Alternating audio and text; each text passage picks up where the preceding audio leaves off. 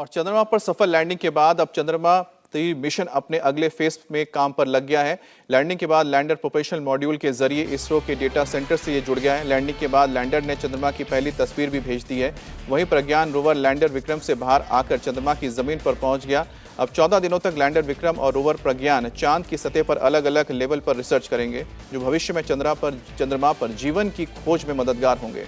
चंद्रयान 3 की लैंडिंग के दौरान पीएम मोदी खुद साउथ अफ्रीका से जुड़े थे और इसरो की इस कामयाबी के लिए प्रधानमंत्री ने वैज्ञानिकों को बधाई दी।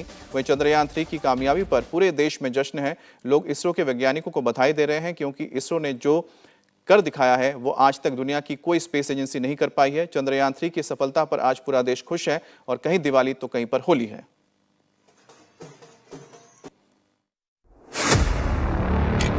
Currently, only 2 engines are now being fired.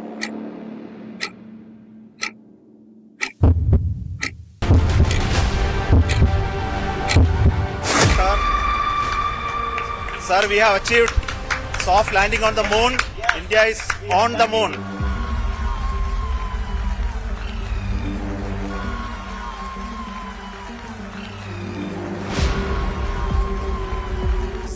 ऐतिहासिक घटनाएं राष्ट्र जीवन की चिरंजीव चेतना बन जाती है। ये क्षण नए भारत के जयघोष का है।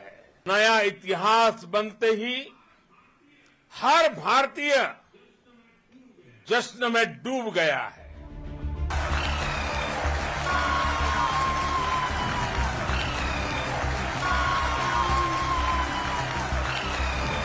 People are applauding. The Indians can be proud of this golden movement because India is the only country which has landed in the South Pole. We can be proud of the greatest achievement. Bharat ने चांद पर इतिहास लिख दिया। चंद्रयान 3 की कामयाबी पर पूरा देश जश्न मना रहा है।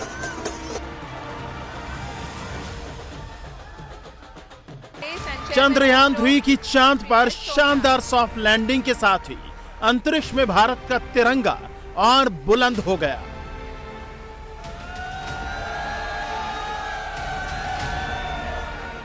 चंद्रमा के साउथ पोल पर चंद्रयान 3 की लैंडिंग के साथ ही भारत दुनिया का पहला देश बन गया।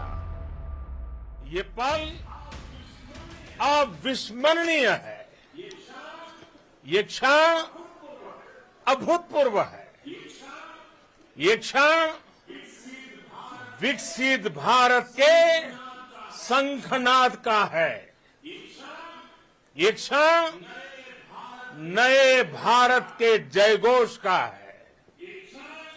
ये क्षण मुश्किलों के महासागर को पार करने का है। ये क्षण जीत के चंद्र पथ पर चलने का है। ये क्षण 140 करोड़ धड़कनों के सामर्थ्य का है। ये क्षण भारत में नई ऊर्जा, नया विश्वास, नई चेतना का है। ये क्षण भारत के उदयमान भाग्य के आह्वान का है। लैंडर विक्रम की सफल लैंडिंग के कुछ घंटों बाद रोवर प्रज्ञान भी बाहर आ गया। प्रज्ञान के पहिए चांद की मिट्टी पर भारत के राष्ट्रीय चिन्ह, अशोक स्तंभ और इसरो के लोगों की छाप छोड़ रहे हैं। पेलोड लगे हैं वो तो वहाँ की जमीन की सॉइल की एनालिसिस करके हमको मॉलिक्यूलर एंड एलिमेंटल कंपोजिशन और उसके केमिकल कंपोजिशन के बारे में रेगुलरली 14 दिन तक अभी डेटा देते रहेंगे। तो ये पूरा मिशन 14 दिनों के लिए रखा गया है, 14 डेज के लिए। उसके बाद रात होगी चंद्र पे। वो रात में टेम्परेचर बहुत कोल्ड होगा, -120 टू -150 डिग्री सेंटीग्रेड। उसमें इलेक्ट्रॉनिक्स में कुछ बाधा आ सकती है। तो 14 दिन की रात के बाद हम फिर से उसको पावर देने का, चालू करने का प्रयास करेंगे। अगर चल जाता है तो उतना हमारे लिए बोनस मिलेगा। प्रज्ञान रोवर में 2 पेलोड्स हैं जिनमें पहला लेजर इंड्यूस्ड ब्रेकडाउन स्पेक्ट्रोस्कोप। ये चांद की सतह पर मौजूद कैल्शियम की मात्रा और गुणवत्ता की जांच करेगा, साथ ही खनिजों की खोज भी करेगा। वहीं दूसरा अल्फा पार्टिकल एक्सरे स्पेक्ट्रोमीटर है। ये एलिमेंट कंपोजिशन की स्टडी करेगा। Magnesium, aluminium, silicon, potassium, calcium, tin और लोहा, इनकी खोज लैंडिंग साइट के आसपास चांद की सतह पर करेगा। फिलहाल आधा किलोमीटर यानी 500 मीटर के एरिया में प्रज्ञान रोवर रिसर्च करेगा। वहीं इस दौरान लैंडर विक्रम में लगे 4 पेलोड्स भी चांद पर रिसर्च करेंगे। लैंडर वहाँ पे पहुँच चुका है, तो उसमें 4 दूसरे सेंसर लगे हैं जिसका उपयोग साइंस के लिए किया जाएगा, साइंस एप्लीकेशन। तो एक वहाँ की जो प्लाज्मा एनालिसिस है, plasma ion analysis of moon के एनवायरनमेंट की, वो करके हमको डेटा भेजेगा। एक है थर्मल एनवायरनमेंट एनालिसिस करके हमको डेटा भेजेगा।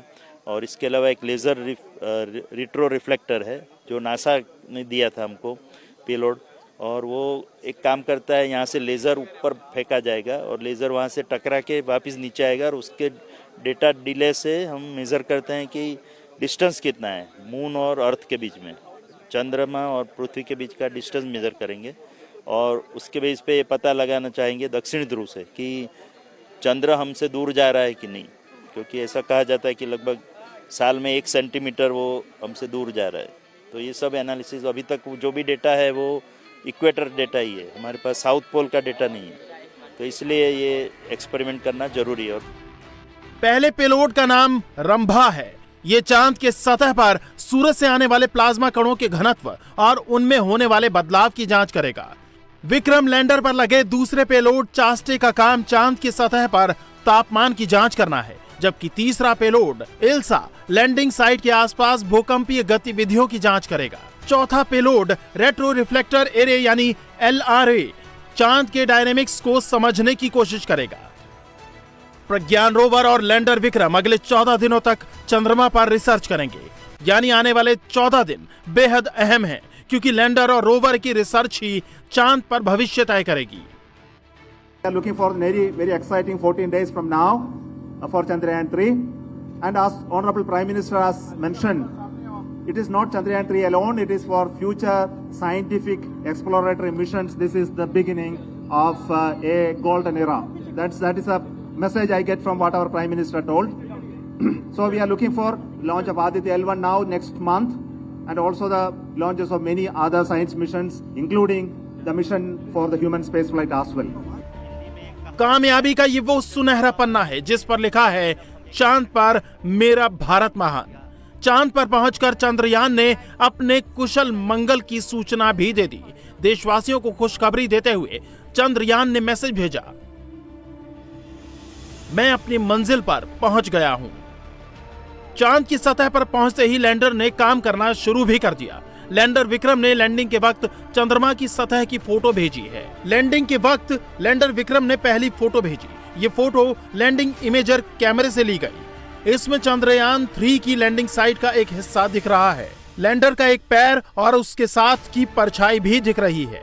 तस्वीर में साफ साफ देखा जा सकता है कि चंद्रयान 3 जिस जगह लैंड हुआ वो जगह समतल है। अब सभी को इंतजार है उस पल का जब प्रज्ञान रोवर चांद की धरती पर इंसानी जिंदगी के भविष्य की पुख्ता जानकारी देगा। Till now, the performance has been nominal. India TV हर वक्त हर जगह डाउनलोड करने के लिए सर्च करें India TV news Google Play Store या ऐप स्टोर पर।